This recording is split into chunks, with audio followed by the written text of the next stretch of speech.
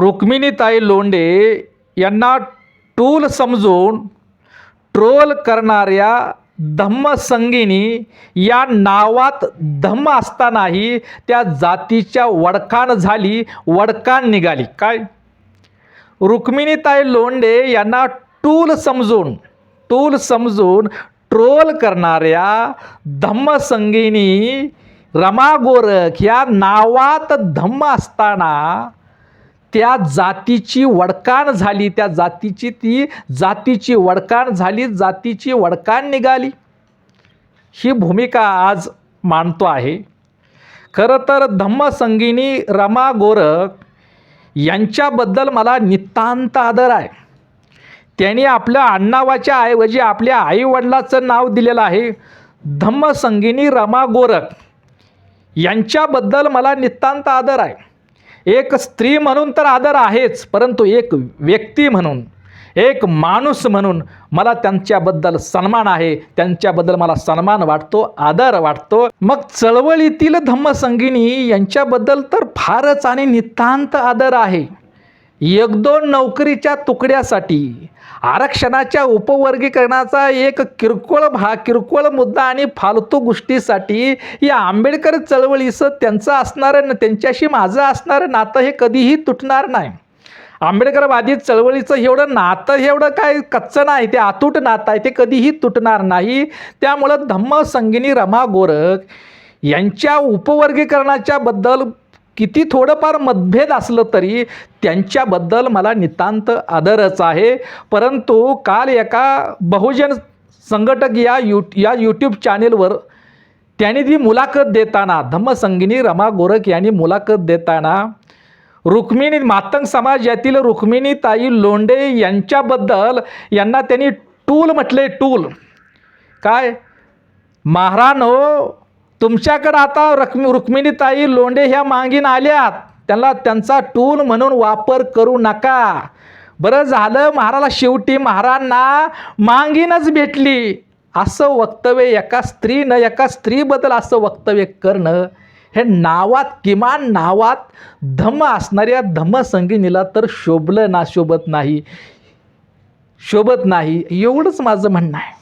खरं तर त्यांना धम्मसंगिनीच्या ऐवजी ट्रोल करताना त्यांना धम्ममांगिनी म्हटलं, याचा मी निषेधच करतोय. परंतु आपण खरंच धम्मसंगिनी आहे का, हे फक्त धम्मसंगिनी रमा गोरखच उत्तर देऊ शकतात, बाकी कुणीच उत्तर देऊ शकत नाही. आणि त्यांनी ते मुलाखतीत म्हटलेलं आहे की रुक्मिणीताई लोंढे यांचा टूल म्हणून महाराणी वापर करू नये, शेवटी महारांना मागीनच भेटली. खरं म्हणजे टूल याचा अर्थ स्टूल, छोटा टेबलासारखा बारका स्टूल, आता टूल म्हणून वापर करू नये असं त्या म्हटलेल्या आहेत. परंतु धम्मसंगिनीताई आता रुक्मिणीताई लोंढे ह्या मागील राहणार नाहीत. येणाऱ्या 14 एप्रिल महामानव डॉक्टर बाबासाहेब आंबेडकरांच्या जयंती दिवशी त्या बौद्ध धम्माचा स्वीकार करून घर वापसी करणार आहे आणि खऱ्या अर्थानं त्या रुक्मिणी बनणार आहेत. काय? धम्मसंगिनीताई त्या रुक्मिणीताई आता मागीन नाही राहिल्या हो, त्या मागीन आता राहणार नाही. तुम्ही म्हणताना बरं झालं, शेवटी महारांना मागीनच भेटली रुक्मिणीताईच्या रूपानं, पण ती रुक्मिणीताई लोंढे आता मागीन राहणार नाही ना. येणाऱ्या 14 एप्रिल महामानव डॉक्टर बाबासाहेब आंबेडकरांच्या जयंतीच्या दिवशी त्या बौद्ध धम्माचा स्वीकार करून घर वापसी करणार आहे आणि खऱ्या अर्थानं त्या धम्म रुक्मिणी बनणार आहे. खऱ्या अर्थानं त्या धम्म रुक्मिणीच नाही तर खऱ्या अर्थानं त्या धम्म संगिनी बनलेल्या आहे. आणि म्हणून असं म्हणायचं की शेवटी बरं महारांना म्हणा किंवा बौद्धांना शेवटी धम्म रुक्मिणी भेटली, महारांना शेवटी मांगीने भेटली असं धम्मसंगिनी नाही. काय? तर बौद्धांना शेवटी धम्म रुक्मिणी भेटली. खऱ्या अर्थानं रुक्मिणीताई लोंढे यांच्या रूपानं खऱ्या अर्थानं धम्मसंगिनी ही बौद्धांना भेटली. ही मातंग समाजातील रुक्मिणीताई लोंढे आरक्षणाच्या उपवर्गीकरणाच्या वरून अतिशय सत्य आणि योग्य भूमिका मांडत आहे. आरक्षणाच्या उपवर्गीकरणामुळं मातंग समाजाचंच नुकसान होणार आहे आणि आरक्षणाच्या उपवर्गीकरण हे मातंग समाजातील काही दलाल आणि काही भाडोत्री लोकांना हाताशी धरून भाजप आणि RS सरकारनं चालवलेली ही खेळी आहे हे ते मातंग समाजाला समजावून सांगत आहे. ते मातंग समाजातील RSSच्या दलाल नेत्यावरती सडकून टीका करत आहे. ती आधुनिक मुक्ता साळवे. असं मुक्ता साळवे म्हणल्याबद्दल बी तिला तुम्ही मुक्ता साळवे म्हणू नका, रमाई म्हणा. बाकीचं काय काय म्हणून अजून म्हणताय, होयच ती रमाईची लेक, ती मुक्ता साळवेची लेक. ही रुक्मिणीताई लोंढे ह्या आरक्षणाच्या उपवर्गीकरणावरून योग्य भूमिका मांडत आहे. आणि महामानव डॉक्टर बाबासाहेब आंबेडकरांचा विचार स्वीकारा, भगवान बुद्धांचा धम्म स्वीकारा, अशा प्रकारचा संदेश देणारी ती भूमिका मांडत आहे. आपल्या पोस्टवरून, आपल्या फेसबुक पोस्टवरून आपली भूमिका मांडत आहे. आणि ह्या रुक्मिणीताई लोंढेच्या या भूमिकेचा, या धाडसाचं कौतुक म्हणून, त्यांच्या दूरदृष्टीचा, रुक्मिणीताई लोंढे यांच्या या धाडसाचं, त्यांच्या दूरदृष्टीचं कौतुक म्हणून बौद्ध समाज किंवा महार समाज त्यांना जवळ करतोय, त्यांना प्रोत्साहन देतोय, त्यांना पाठिंबा देतोय, त्यांचं कौतुक करतोय. हा भाग आहे हो. आणि तुम्ही काय म्हणताय, शेवटी महाराजांना मागिनच भेटली. असं नाही ते ताई, असं नाही होते ताई.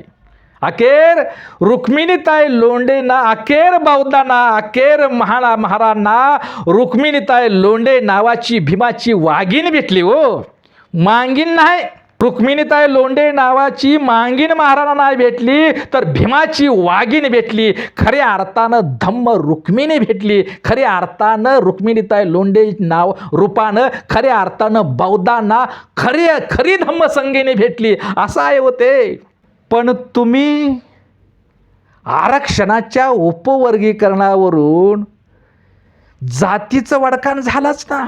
हा, नावात म्हणूनच रुक्मिणीताई लोंढे यांना टूल म्हणून ट्रोल करणाऱ्या धम्मसंगीनी नावात धम्म असताना सुद्धा जातीची वडकाण झाली, जातीची वडकाण निघाली. आणि दुसरा मुद्दा या मांडव असं वाटतं की माझी आई पंढरपूरच्या 5 एप्रिलच्या मराठा, ओबीसी आणि इत्यादी बहुजन समाजाचा ऐतिहासिक बौद्ध धम्म दीक्षा समारंभ झाला. त्याच्यामध्ये माझी आईला मी बौद्ध धम्माची दीक्षा देऊन धम्म जनाई केली. माझ्या आईचं नाव जनाबाई साठे. काय, माझ्या आईचं नाव हे जनाबाई साठे.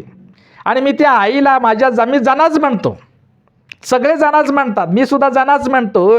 या माझ्या जना आईला मी नेहमी एक चेष्टेनं, गमतीचा भाग म्हणून मी म्हणायचो की अगं मी बौद्ध, तुझा मुलगा बौद्ध, तुझी सून बौद्ध, तुझे नातू बौद्ध, आणि तू मागीन, तू हिंदू मागीन. असं काय, हे सारखं मी त्याला एक गमतीचा भाग म्हणून म्हणायचो. पण तिनं खऱ्या अर्थानं तिला तो विचार पटला आणि हिंदू मागीन असणाऱ्या माझ्या आईला बौद्ध धम्माची दीक्षा देऊन, तिचं नाव जनाबाई, ती बौद्ध धम्माची दीक्षा देऊन मी धम्म जनाई केली. आणि तिनं सांगितलं की मला हिंदू मागीन म्हणून नाही, तर प्रबुद्ध साठ्याची धम्म जनाई म्हणून मला जगायचं आहे, मरायचं आहे. ही आहे हो. जे आम्ही जे बोलतो ते करतं भूमिकेशी, सोयीची भूमिका मांडत नाही आणि भूमिका सोडून सोयीच्या वाटा स्वीकारत सुद्धा नाही.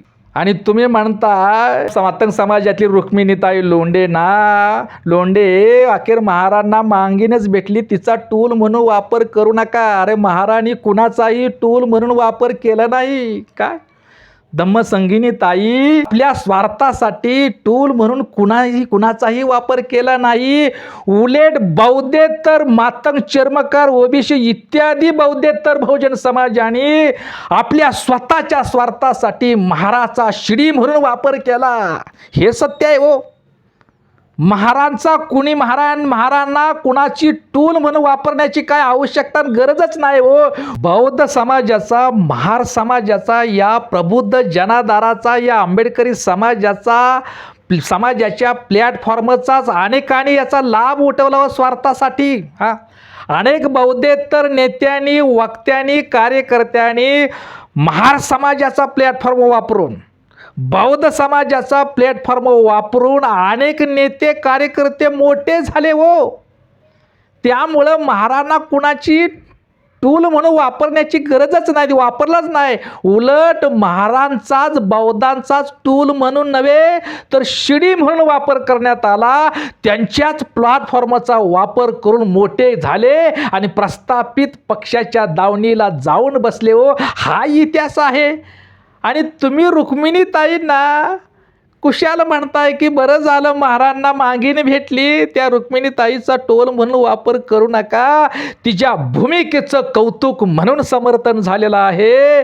आणि आणखी एक मुद्दा की आदिमाई मातंग देवीचं समर्थन करून आदिमाई मातंग देवी समर्थन करून कवड्याची माळ गळ्यात घालून आदिमाई मातंग देवीची दगडगोटे शेंदूर पासलेले दगडगोट्याचं समर्थन सांस्कृतिकरणाच्या नावाखाली समर्थन कशासाठी करताय? का मेलेली मडी उकरून यात काय अर्थ आहे हो? आता त्या आदिमाय असेल, मातंग देवी असेल, मर्याय, लक्ष्मी आहे, भवानी आहे, इकरी आहे, गडी आहे, ह्या सगळे देव आणि ज्योतिबा, मसोबा, खंडोबा हे जरी बहुजन समाजाचे प्रतीक असले तरी ते अंधश्रद्धा म्हणून समाजात ते प्रस्थापित झाले. तो अंधश्रद्धेचं प्रतीक म्हणून प्रस्थापित झालं. त्याचं कशाला समर्थन करताय? तुमच्या नावात धम्म आहे हो, धम्म संगीनी आहे. उलट ह्या मेल्याली मडी उकरण्यापेक्षा बौद्ध धम्माचं पुनर्जीवन करण्याचं, पुनर्जीवित करण्याचं काम करा. मातंग समाज हा पूर्वीचा बौद्ध आहे. त्या मातंग समाजाच्या बौद्ध असण्याचं पुनर्जीवित करा, पुनर्निर्माण करा. मातंग समाजाचं बौद्ध म्हणून पुनर्निर्माण करा, पुनर्जीवित करा. अहो धम्मसंगिनी ताई आज कित्येक मातंग समाजातील जिजाऊच्या लेकी, रमाईच्या लेकी, सावित्रीमाईच्या लेकी, मुक्ता साळवेच्या लेकी, हा बुद्ध, फुले, शाहू आंबेडकर, लोकशाहीर अण्णाभाऊ साठे हे जिजाऊच्या, सावित्रीमाईच्या, मुक्ता साळवेच्या, रमाईच्या विचाराच्या वारसदार हो पाहत आहे हो.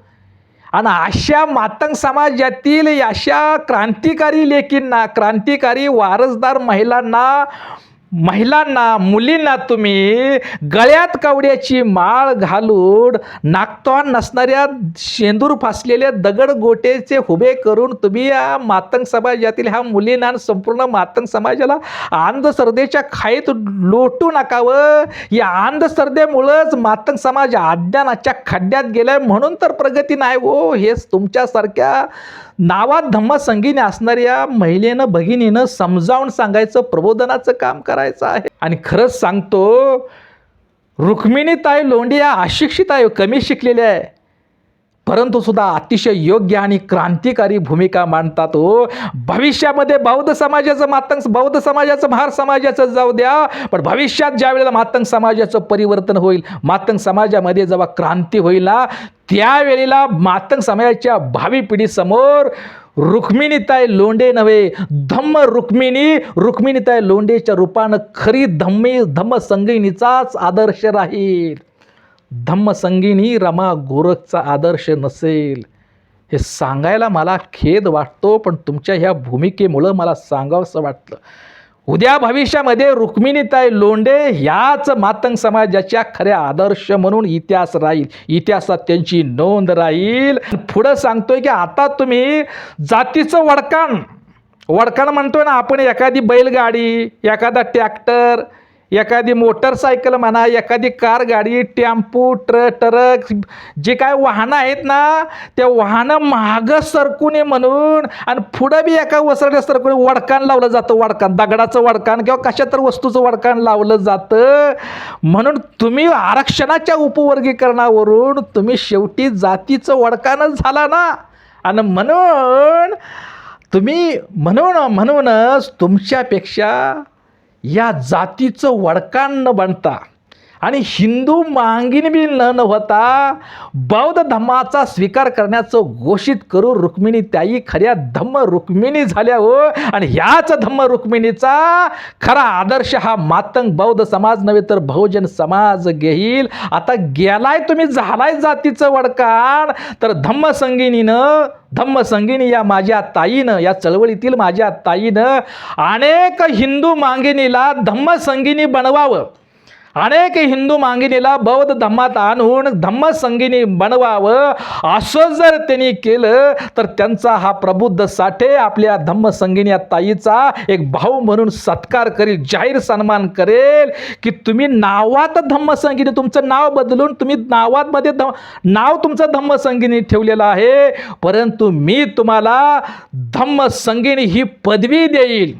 तुम्ही जर हिंदू मांगिनीला गेलाय मांगवाड्यात, आरक्षणाचे उपवर्गीकरणाचे जातीचं वडकान झालाय, तर राहिलेल्या काय हिंदू मांगिनीला बौद्ध धम्मात आणून धम्मसंगिनी बनवा. असं जर केलं तर तुम्हाला जाहीर मातंग समाजाकडून, बौद्ध समाजाकडून तुम्हाला जाहीर धम्मसंगिनी ही पदवी प्रदान करण्यात येईल. आणि ती सुद्धा बौद्ध धम्माचा स्वीकार केलेल्या रुक्मिणीताई लोंढे, धम्म रुक्माई, खऱ्या धम्मसंगिनी, खऱ्या धम्म रुक्माई असणार रुक्मिणीताई लोंढे यांच्या हस्ते तुमचा धम्मसंगिनी रमा गोरखचा धम्मसंगिनी म्हणून पदवी देऊन जाहीर सन्मान करण्यात येईल.